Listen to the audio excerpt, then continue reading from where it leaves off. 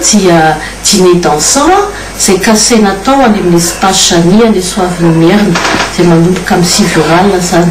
dia izy io sous forme jazz blues dia misy spectacle zany hoe irôle fa manao le spectacle miaraka amin'ny Joël Rabesolo dia misy groupe découverte atao hoe Moady izay za ankizikizy vingtaine d'années zany zay no atao groupe découverte dia ny orchestre anao mioaly io zany ny orchestre Dream Night Orchestra lavitra akaiky ihany iny avaradrano iny ahoana ny fepetraresinareo fepetraresinay zany dia ningavy tamin'ny procureur général zay dia ozy hoe malaiky izy zany mba ametanana zany dia isy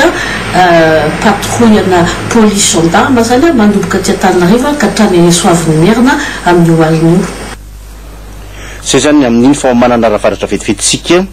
ampotsila bebe kokoa ny ankizy any manana ravaratra hiditra an-tsekoly amin'ny alalany fanabeazana ho an'ny daolobe no antony fotodrafitrasa izay mitetina 17 tapitrisa ariary vao nitokanana tany an-toerana ao anatin'izany no ny EPP ny CEG ary ny lycée Sosriny Jiava vola mitentina 17 tapitrisa ariary ny totalibidin'ireo fotodrafitrasa entina ampianarana ny zaza malagasy tany amin'ny distrikty manana ravaratra trano sekoly lycée ao an-tantanana manana ravaratra izay mitentina 20 tapitrisa ariary mahazaka mpianatra 50 eo ny ray aman-dren'ny mpianatra 390 no nandray anjara tamin'ny fanaovana ny trano 705 sy ray alina ariary avy no narotsaka izy ireo tamin'izany sy trano sekoly CEG ihany koa manana efitrano efatra mahazaka mpianatra 200 eo mitentina 20 tapitrisa ariary mbola ndray mandren'ny mpianatra ihany no niezaka nanao izany izay samy nandrotsaka 204 sy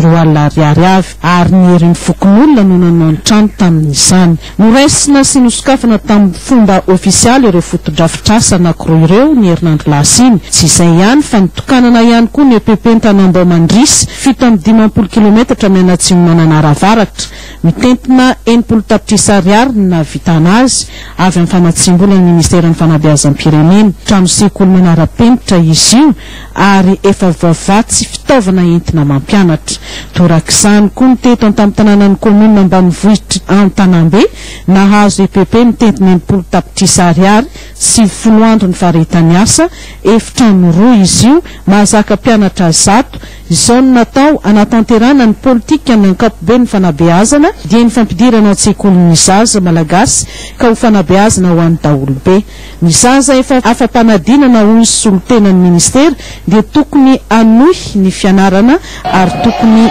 hiditra an-tsekoly tsy misy anavahana any analanjorofo ihany mikasika kosa ny fampitombona ireo fitaovana iatiny amin'ny tsy fandriampahalemana no fitiany Griffin bakoliny aina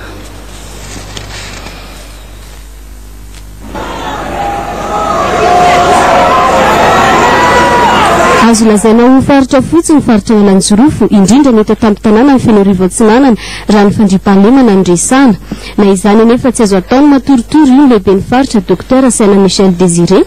ka zava-dehibe tamin'izy ireo tokoa ny fizarana trekefa nentin'ireo zandary avy eto amin'ny Foibe be dehibe ny zavatra atao anatiny ao maintien de l'ordre zany ordre zany tsy misy toerana faritra fotsy zany fa samy misy an'izany ordre zany daholo raha mahafantatra fa zone littorale zany ity faritra Analanjorofo ty district anankiray ihany no tsy misy ranomasina ka dia ny fahavalo ndraindray zany tsy fantatra mety avy ato anatiny mety avy any ivelany nalazalaza take hoe miaramila sadeke izao sy nanetrarehetra ka dia ndraindraiky misy resaka maintien de l'ordre zany ilaigny zany zavatra zany ka rehefa tonga zany miaramila sadeke zany prise de pourvu zany na ny gendarme na ny miaramila na ny police aty amin'ny faritra Analanjorofo efa tafiditra zay vao sahira eto zany zay jiaby nahatsarina azy tsombo ny henti miatrika ny fandriampahalemana zay ihany koa ny anivon'ny polisy pirenena ilaina fona zany le izy voale le tany filaminana dia ilaina fona zany dia famerenana zany remise à niveau araka andesan'ny médiateur zany dia formation simple le tany amin'ny école fa rehefa fito taona lasa zao le police zao ny tany amin'ny école tany Antsirabe tany taloha efa dimidimy zany le zavatra natao tany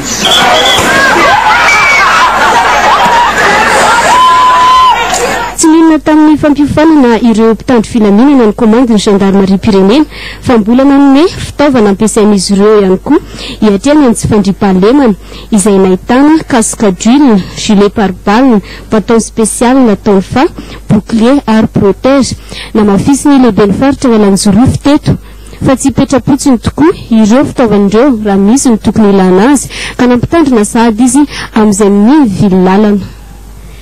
ho an'ny Mahajanga indray tsika tsy oela teo vita tanteraka ny asa fanamboarana ny carroutière nationale ao Mahajanga efa 7% ny asa no vita hatramin'izao nanaty atany an-toerana Rostina Muriel hitatitra ny vaovao kosa Maritra Ramarokoto.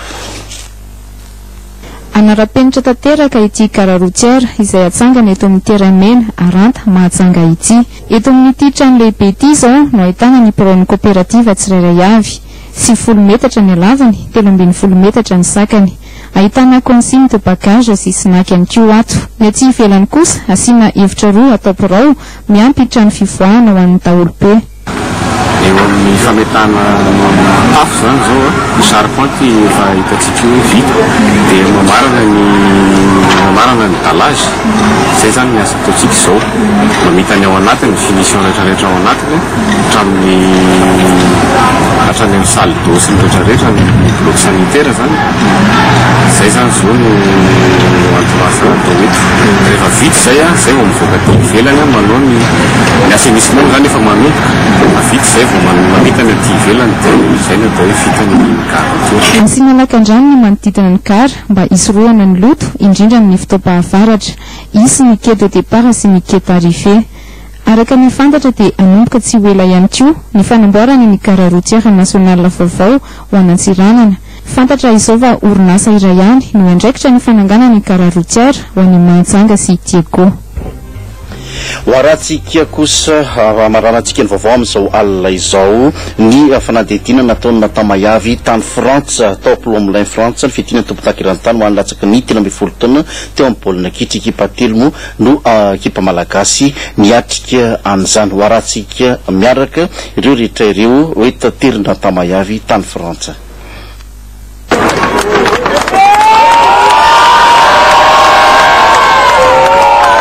Tsy navotry ny Olympique Lyonnais teo an-tany ny amboara lehibe ny mondial pupille teto Plomblin alahady 24 Mey lasa teo. Resy ny tompon-daka eron-tany ty tany amin'ny fandrakana Tirobi tamin'ny lalao famaranana ny Stade Rennais rehefa avy ny tsara kady sala ohatra ny ohatra mazava ho azy niady ity lalao famaranana natreny mpijery hatrany amin'ny 7 arivo mahery teto Plomblin ity.